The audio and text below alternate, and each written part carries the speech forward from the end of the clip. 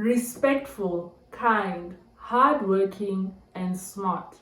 These are the qualities associated with being a good girl. I asked Google to define what a good girl is, and this is what came up. A good girl is often defined as someone who is kind, compassionate, respectful, responsible, honest, and generally adheres to societal norms, often prioritizing the need of others while exhibiting qualities like loyalty, good manners, and a positive attitude. However, this term may be subjective and can sometimes reinforce limiting gender stereotypes. I have always associated myself with being a good girl because ultimately that's who gets the prize, right? Wrong. So I always got good grades. I always made sure that I respected all my teachers and my peers. I was always kind. I ended up at university, one of the top universities for accounting, which is a degree that I highly desired to do. My grades were high. I was even in the top 10 at some point in my first year, I believe. Life was what it was supposed to be because as a good girl, I will get what I want because I am doing what I'm supposed to be doing.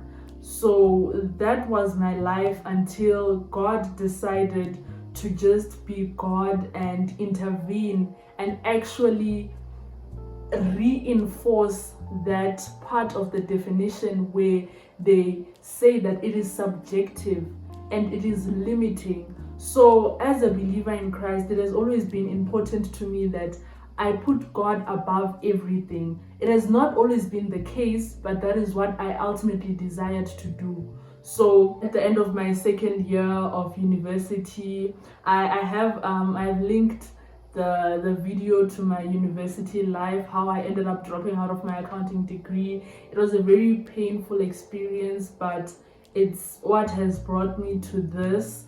And I believe this is the purpose that God has placed me on earth for, and not necessarily what I thought I was here for. So definitely check that out to get more insight. But God paid, He ensured that my first year school fees was paid, and because He knew that ultimately I was going to just be this accountant that I thought I wanted to be, He made sure that my funding stopped so that He could redirect me to what He has actually called me for. As I'm saying this, it sounds so crazy because I always hear these people on the internet and church saying, God said I must do this and it changed my whole life. And I would always just look at them and listen to them like, all right, God spoke to you, but He does speak. If you listen, He does speak. So I decided to allow God to take the lead in my life, and it has now birthed this God's Girl community. We are a community where our main priority is God. As much as we excel in our relations, we excel in our finances, we excel in our work ethic, what's the core of who we are is God.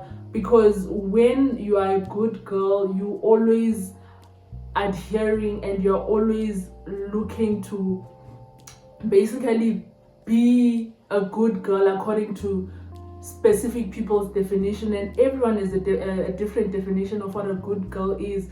Being a good girl it's the foundation of that is around being ultimately considered great by most people, but that's a very flawed way of living because you as a person, you cannot live your life based off of what people expect from you. And that is what brings now that we are basically replacing that part of being a good girl to being God's girl. God's girl is about possession, who you belong to, not your position in society as a great girl. No, it's about your possession in Christ. So who your father is, and because God is your father, then you are not limited to what people think of you. You are a princess, a royal priesthood, as you live this life that God has called you to live.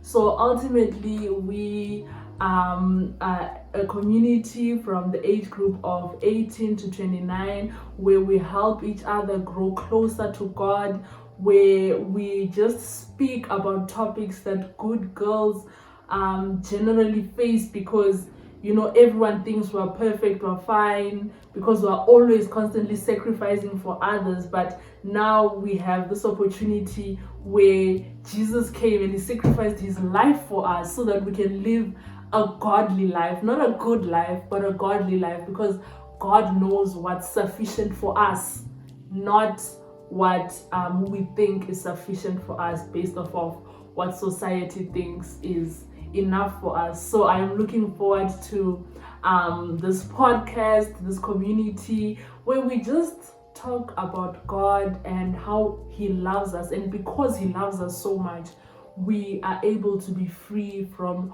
all of these ideas that everyone else has about us, and we're able to live a life that is godly.